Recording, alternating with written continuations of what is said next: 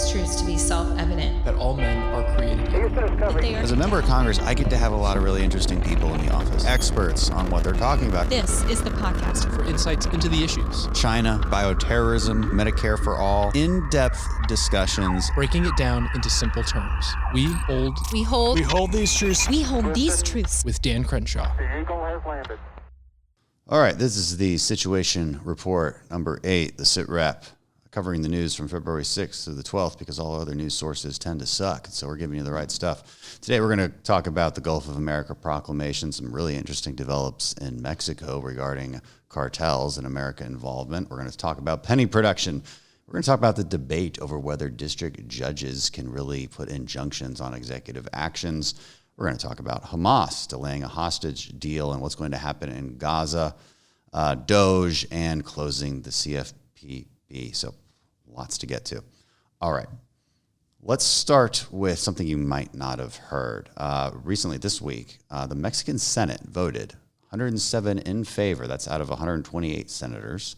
So that's an overwhelming yes vote to authorize additional U.S. Special Forces to conduct training inside Mexico with the Mexican Navy. That is known as SEMAR in Mexico. That's an acronym. That's different from the Army, which is called Sedena. Now, why is this an interesting development? One, it's a huge, I think, political statement from the Mexican government that, indeed, we're going in the right direction. We're getting more U.S. cooperation, not less. Now, is this a massive change? Yes and no. It has long been the case, even under the last Mexican administration, that U.S. Special Forces would do around 17 what's called JSATs, which are joint training exercises, with the Mexican Army Special Forces.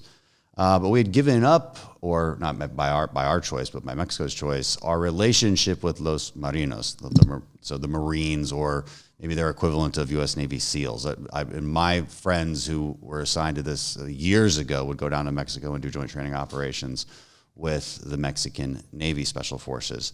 That's what's being brought back. And that's a great development. It's still in small footprints. They define how many members of the U.S. military can come down at a time. It was with the Army, it's 11. With the Navy now in this new proclamation, it's just 10. But it's still a good sign. Of course, I will be pushing for a lot more than that. Mexico needs a lot more than that. Again, when we talk about Special Forces going down to train other Special Forces units, you know, it's a couple weeks at a time. It's great. You're building relationships. You're going to the range. You're doing some tactics. You need a much stronger and constantly deployed force, in my opinion, to have a real effect, especially with what Mexico is dealing with, which is an actual massive and well-funded insurgency right inside its country. But let's not complain about small steps in the right direction. Now, on a lighter note, President Trump has officially rebranded the Gulf of Mexico as Gulf of America. He even signed a presidential proclamation declaring February 9th as Gulf of America Day. Gotta love this. It's not even really that controversial, in my opinion, since all Latin Americans view themselves as Americans. Maybe this makes the most sense. Now, if you haven't tried it already, open up Google Maps and you'll find that Google has indeed also labeled it the Gulf of America. So thank you, Google. It should be said, in a more serious note, that the proclamation doesn't change maritime law, which is maintained through international treaties in a body called the International Maritime Organization. But it's a message. It underscores Trump's broader strategy of reasserting American influence in the Western Hemisphere, particularly as China and Russia seek to expand their economic and military footprint in Latin America. The reaction from Mexico wasn't great. The President Sheinbaum called the move an act of provocation, but we have noted, and U.S. officials have noted, this is a branding exercise. It's not a policy shift. Everyone calm down. And again, despite some of these public statements, there's more good things than bad things happening with our relationship with Mexico. We need to stay on that track and keep our eye on the prize, which is killing cartels. Also, we're not making pennies anymore. The Treasury Department, at Trump's direction, has announced the U.S. Mint will halt penny production, probably a long overdue decision considering pennies cost more to produce than they're actually worth. Thanks, inflation. So you're still going to have your pennies. This is just removing an inefficiency. We spent about $185 million producing pennies. They cost 2.72 cents to manufacture. So that's almost 3 times their actual worth. They're not being pulled from circulation. You can still use pennies. You can still find and collect old pennies. But production will cease by 2026. So maybe you should start collecting. Now onto some trickier news. Activist judges are back at it. Liberal district court judges have issued nationwide injunctions against multiple Trump executive orders.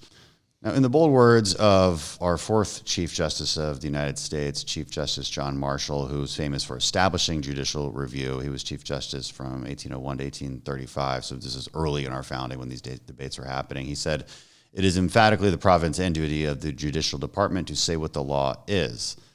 So in other words, though it's unarticulated in the Constitution, judicial review is an established power that acts as an article of faith. It's how our federal courts exercise checks and balances over other branches of government, and this power, well, some might argue, is essential to maintaining the rule of law. Now, I mean, I take one look at that quote, and I immediately have some problems with it. I don't think it's the judicial branch's job to say what the law is. That's Congress's job. We write the laws. We literally say what they are.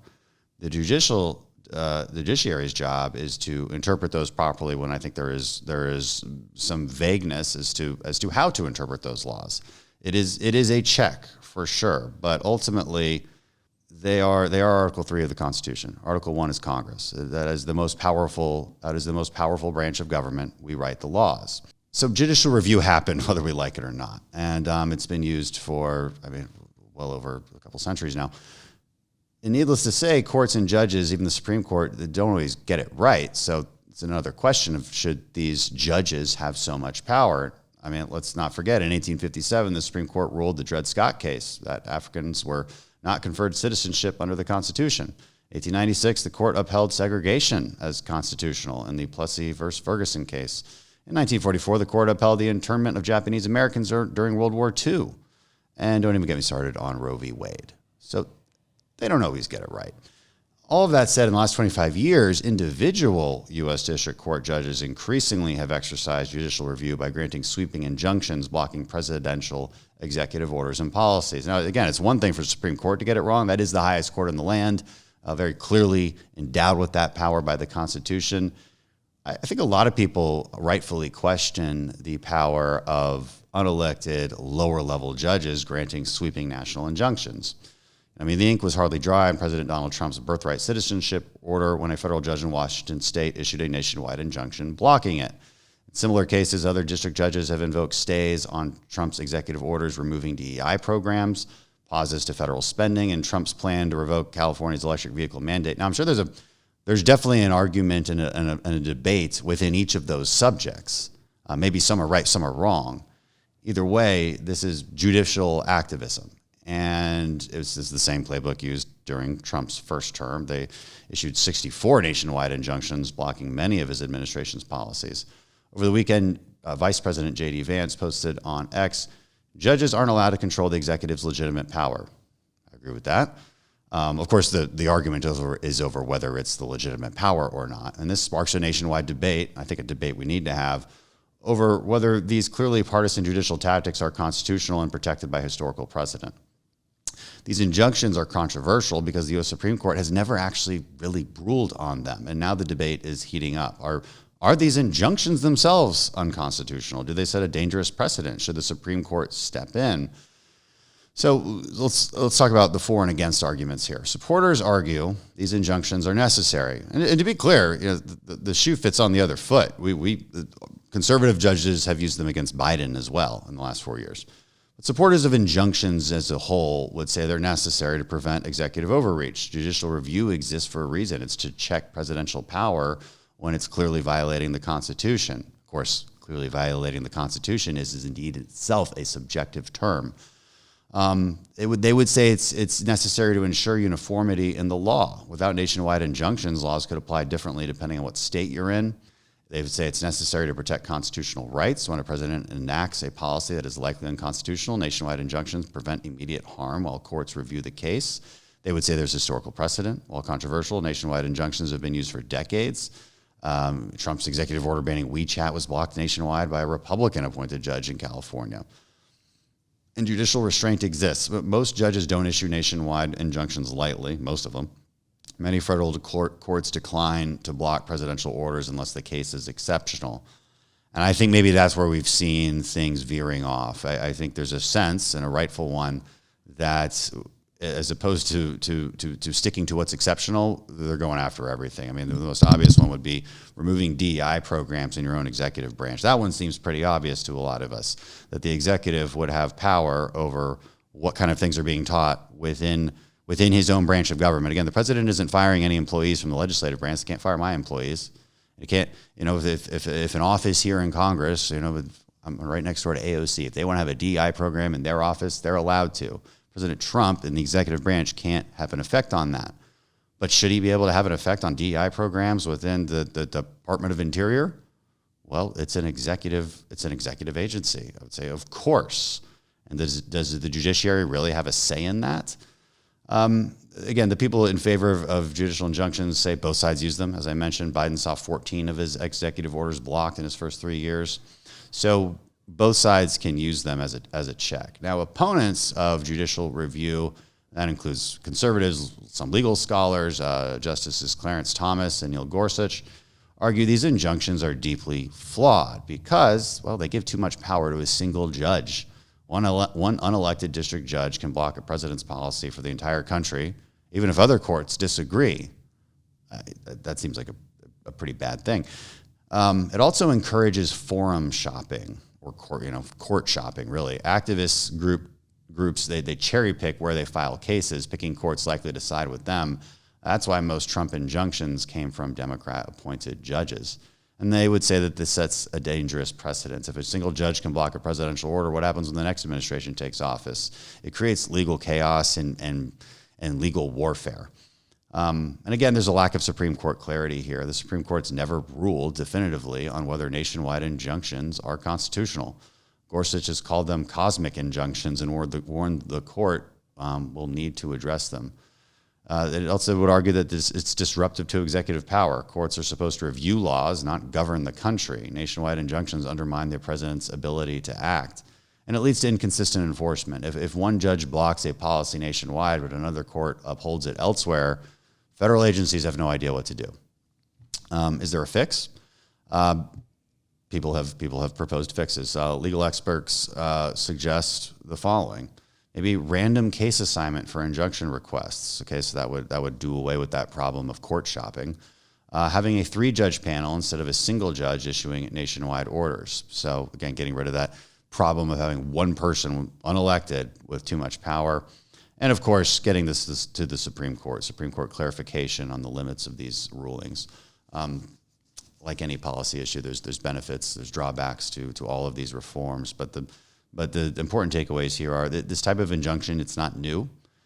There's been an increasing number of them in the past couple of decades, and I think over issues that are clearly politicized.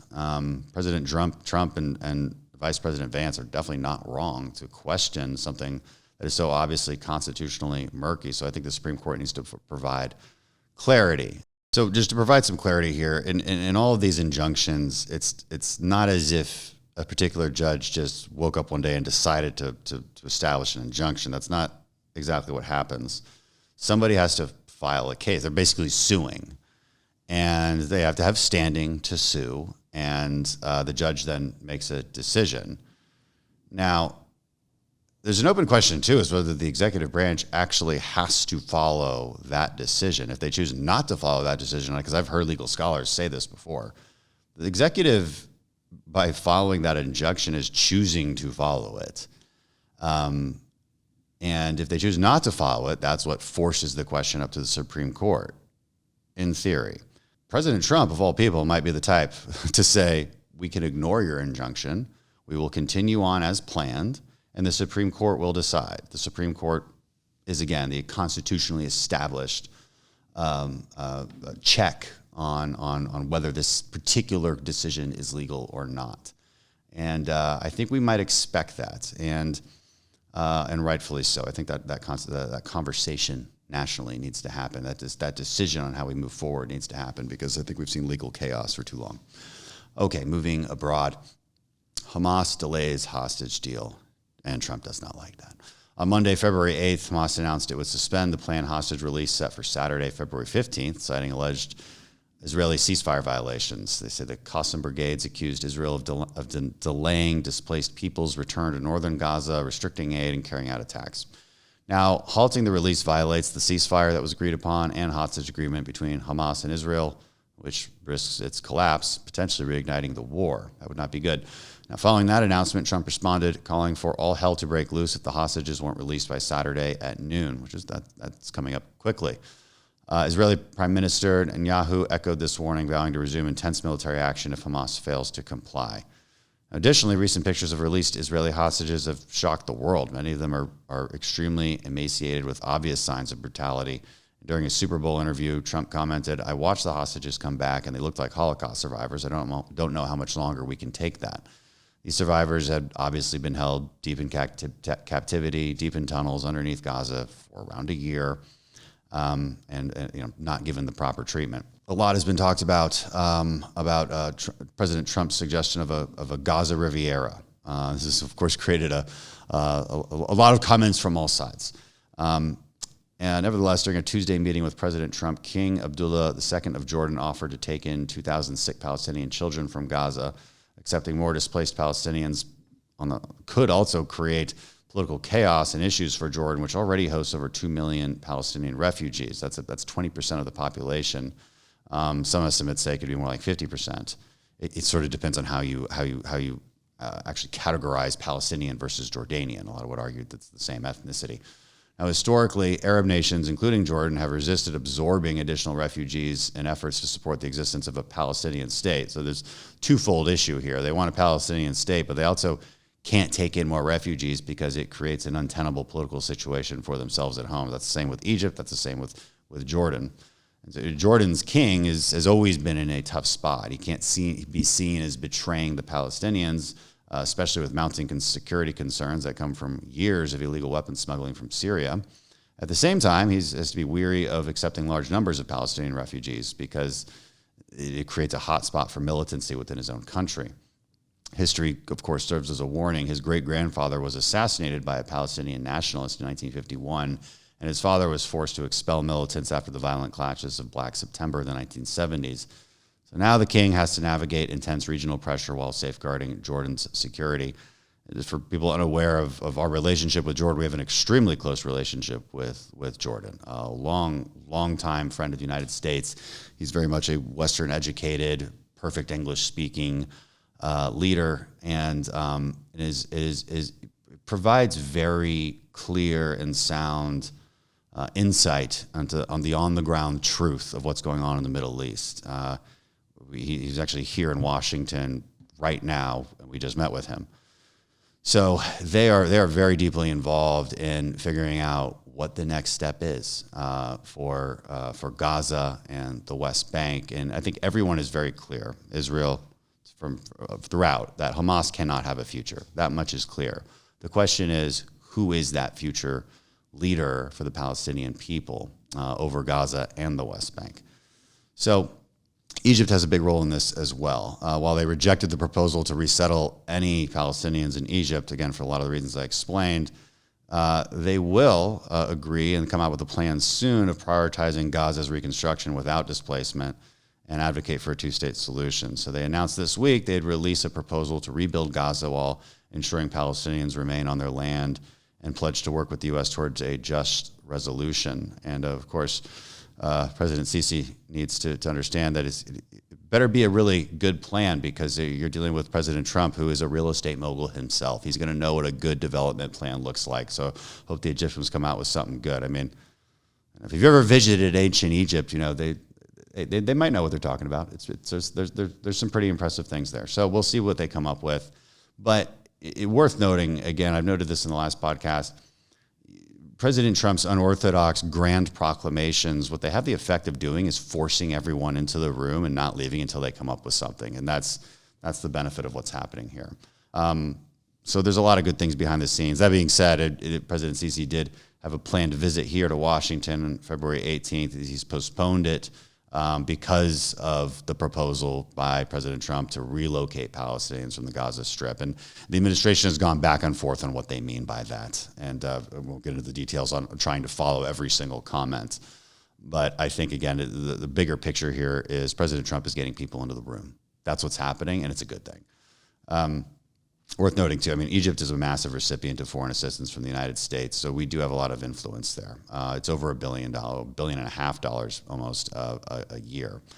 Now, Secretary of State Marco Rubio met with Egyptian Foreign Minister Badr al-Abdelati on Monday to discuss post-conflicting planning for Gaza.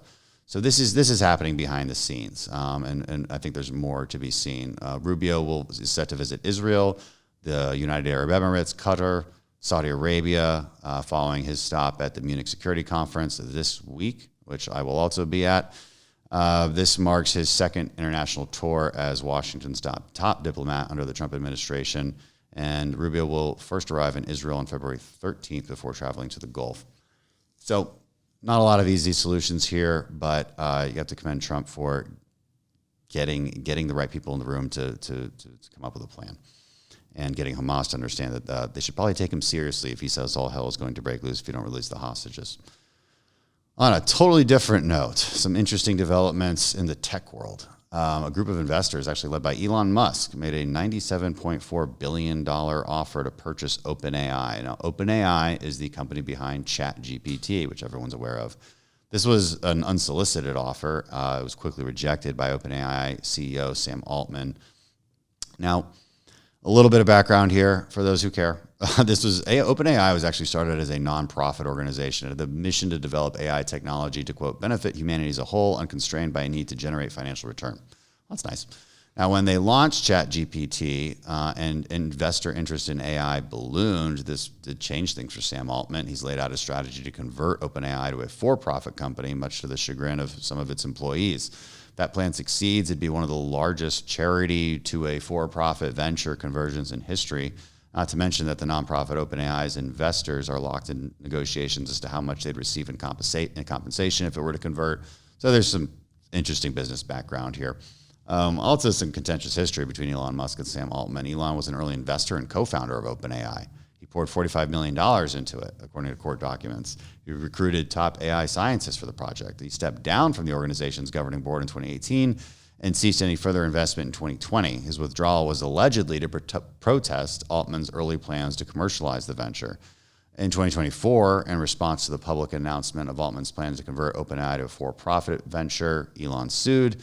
His lawsuit alleges that the co-founders of OpenAI engaged in fraud and breach of contract with their plan to convert the nonprofit into a corporation. Again, not the first time they've taken OpenAI to court. They've long had issues. It may be worth noting, Microsoft, the current majority partner in OpenAI, has a pretty significant concern regarding their compensation. If Altman succeeds in converting OpenAI to a for-profit company, they've been pulled into Elon Musk's previous lawsuits against their subsidiary, and any corporate reshuffling of OpenAI will have to happen with Microsoft's consent. So it's a hefty sum to buy them out of a significant ownership. Why does this matter? Well, it matters because of President Trump's announcement of this project called Stargate, of which OpenAI is a leader, and Elon Musk isn't part of it. Other players in that project include Oracle, NVIDIA, Microsoft. So this new uncertainty over OpenAI's future will possibly complicate fundraising efforts for what was teed up to be a multi-trillion-dollar growth opportunity. Goldman Sachs estimates maybe $7 trillion in global economic growth in the next decade from AI. And tech giants in America will potentially be at the lead of this. That's the idea. That's the idea behind Stargate. Let us lead it instead of China. On to other news. Doge is at it again, and Trump is making good on his promises on government efficiency. So let's talk about the Consumer Financial Protection Bureau. It has a nice name. It makes you feel like you're being protected by predatory financial institutions. It was indeed created under Obama's Dodd-Frank Act after the financial meltdown of 2008. Maybe with some good intention, because if you recall, that financial meltdown was effectively caused because people stopped paying their mortgage payments. So there's a personal responsibility issue there too, but it was also argued that financial institutions were lending to people that they really shouldn't have been lending to in the first place. giving them loans that they really had no business getting in the first place because it was just so easy to give those loans. And there have been other programs previously, sort of, again, well-intentioned programs helping poor people buy homes that were causing this massive bubble to take place. And then when people just stopped paying their mortgage payments, the bubble exploded. And we all remember what happened from that. So it had potentially good intentions, protecting consumers from unfair financial practices, that sort of predatory lending, if you will, that led to a lot of this. But keep in mind, the particular agency is Senator Elizabeth Warren's baby. So that might tell you something, make you be a little bit skeptical of it. So it's been criticized for a long time, myself included, as an unaccountable regulatory agency with unchecked power, free from congressional oversight. It's also very duplicative. It has the same regulatory functions as the Federal Reserve, Office of the Comptroller of Currency, Federal Deposit Insurance Corporation, the National Credit Union Administration, and the authorities of the Department of Justice, the FTC, which is the Federal Trade Commission, and the SEC, the Securities and Exchange Commission. That's a lot. That's a lot of overlap. So this closure is spearheaded by DOGE, again, Department of Government Efficiency, run by Elon Musk, in concert with Trump's initiative to eliminate wasteful bureaucracies. So the key functions, in theory, would be absorbed into the Treasury and the FTC. Same oversight, but without the regulatory bloat, and also with some added oversight from Congress, which is, again, the big complaint over the CFPB. Make no mistake, this will still be fought and questioned, blocked potentially by courts, getting back to our question of judicial review. So even if it doesn't work, I think the benefit, and it continues to be the benefit of these conversations, is that whether it's about USAID or the Department of Education, it's forcing constitutional questions to be answered, maybe by the Supreme Court, maybe by Congress. In other news, let's go back overseas. And in a very significant diplomatic development, President Trump and Russian President Vladimir Putin have agreed to commence immediate negotiations aimed at ending the ongoing war in Ukraine. Of course, this is a Trump campaign promise, and it's a good one. We can talk why Ukraine is in American strategic interests all day long. I've always said the simplest answer to that is you have to have Putin regret it. And if you're getting Putin to the negotiation table, there's an element of regret there, which reestablishes American deterrence, which is the most important thing we've had for the last 80 years. It's created all the good things that you have in life. Before World War II, it was pretty normal for dictators to invade other smaller countries and take their stuff. And for thousands of years, that was human history. It was global chaos. There was no real global economy, no real norms that we lived by. And there's obviously been an effort by a block of countries like China and Russia to disrupt that American-led order that we have profited from massively. It's not so much about Ukraine, it's about American deterrence. You get Putin to the negotiation table, you get an end to the war. Look, some people aren't going to like where those lines end up, but for American deterrence, this is very important. And it requires leverage, and additional leverage has been added to the equation just very recently. There was Biden's, I think, too late of a decision to allow weapons to be used by the Ukrainians inside of Russia. That has created a lot of problems for Russia. Helps them, it leverages them to get to the negotiation table. There's been additional sanctions on Russian oil and gas. That's a good thing too. And Putin knows that he's now facing a Trump administration, which has a lot less hesitancy to use sanction power than the Biden administration did. So with more leverage comes the ability to get someone to the negotiation table. I've long argued this. So within that conversation, a few things happened. There was an invitation to Moscow during the call. Putin extended an invitation for President Trump to visit Moscow, which he accepted. And that would be the first direct contact between the two leaders since February of 2022. President Trump plans to inform Ukrainian President Zelensky about the conversation, which has probably already happened as I tell you this, and the agreed upon negotiations. He emphasized the mutual desire to halt the ongoing conflict, expressed optimism about working closely with both Russia and Ukrainian leadership to achieve peace. Also this week, this development comes right after a recent prisoner exchange where Russia released American teacher Mark Fogel in exchange for Russian national Alexander Vinnik. This exchange is seen as a good step toward building that mutual trust and potentially resolving the conflict in Ukraine. So we'll see where that goes. That's all for today. Thanks.